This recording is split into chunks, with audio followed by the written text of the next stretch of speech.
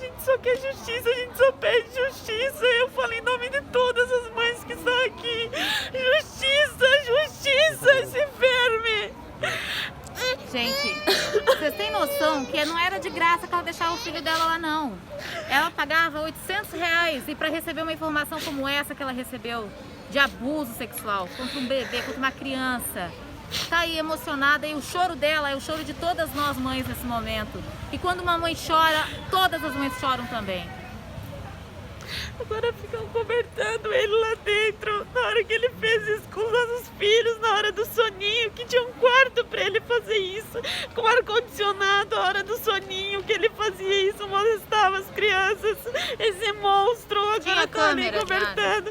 Tinha câmera, tinha as imagens sumiram, que só ele tinha acesso a essas câmeras. A gente pediu acesso às câmeras e ele simplesmente disse que não, por causa que as outras mães não aceitavam a exposição dos filhos. Ele é um monstro desumano, horrível. Justiça, a gente só pede a justiça. E ele vai pagar aqui em terra, com vida também. O seu bebê ainda é muito pequeno? Meu filho tá desde os 7 meses lá. Eu não sei se ele fez alguma coisa, agora resta dúvida, porque meu filho não vai poder me falar se ele fez algo ou não com ele. Resta dúvida, mas a gente toma as dores de todas as mães que estão aqui presentes. Todas as mães, todos os relatos que a gente lê com sangue nos olhos. Sangue nos olhos de como um humano desses tem um bicho, é um monstro de fazer isso com uma criança, um anjo. E tem gente aí, pessoas ainda que questionam como, por quê, se é verdade, as imagens. Não existe uma criança ingênua que não tem conhecimento sobre sexualidade falar sobre isso. É desumano, é desumano. Como que você está enfrentando esses últimos dias? A gente passa a noite sem dormir, a gente chora, a gente manda mensagem, é mãe apoiando mãe. O dia todo, 24 horas por dia, olhando o telefone, perguntando se a outra mãe tá bem, se quer conversar. Tem mães procurando psicólogos pro filho, porque futuramente essa criança de 4, 5 anos pode desencadear um trauma psicológico.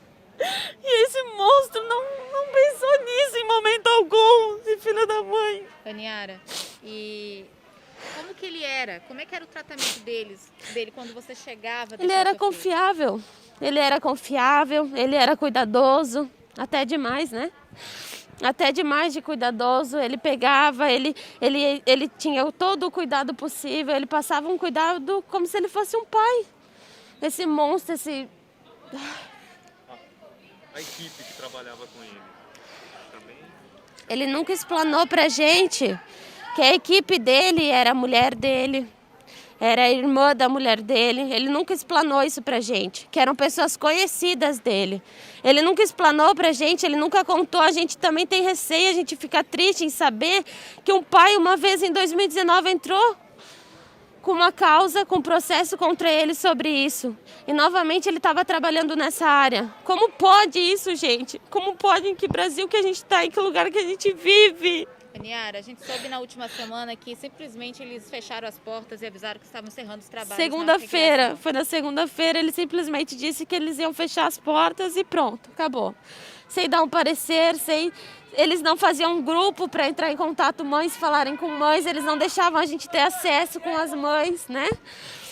Era tudo muito estranho, era tudo... Só que a pessoa quando tá no dia a dia, na rotina do teu dia, tem que trabalhar, tu dorme, tu acorda, tu dá banho no teu filho, tu não pensa, tu não para pra pensar. E depois que a gente começou a conversar entre nós mães, a gente começou a juntar as peças, a juntar os momentos, a hora do soninho, o quarto individual. Ele dizia pra gente que não tinha acesso, não tinha contato com as crianças, nem troca de fralda, nem nada.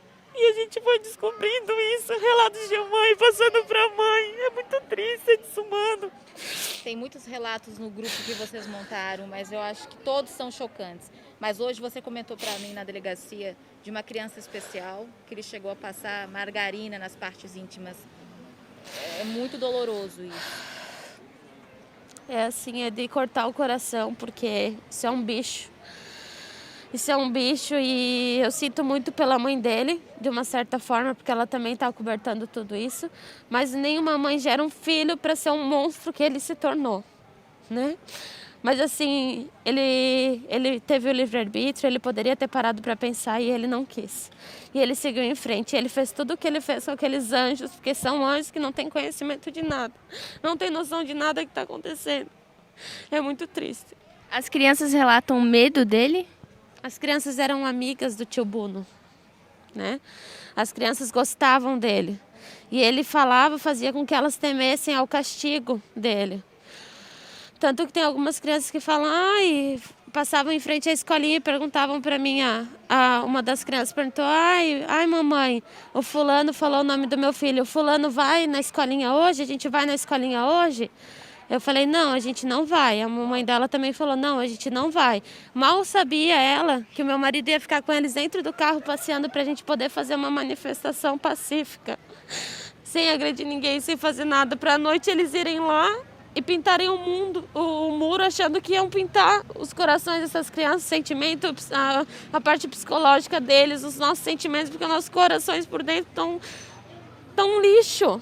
A gente não sabe mais o que pensar, porque quando é tudo na TV, é tudo normal, porque a gente está longe. Normal não é, mas a gente não se toca, não cai a ficha. Até ontem ainda não caía a ficha de algumas mães.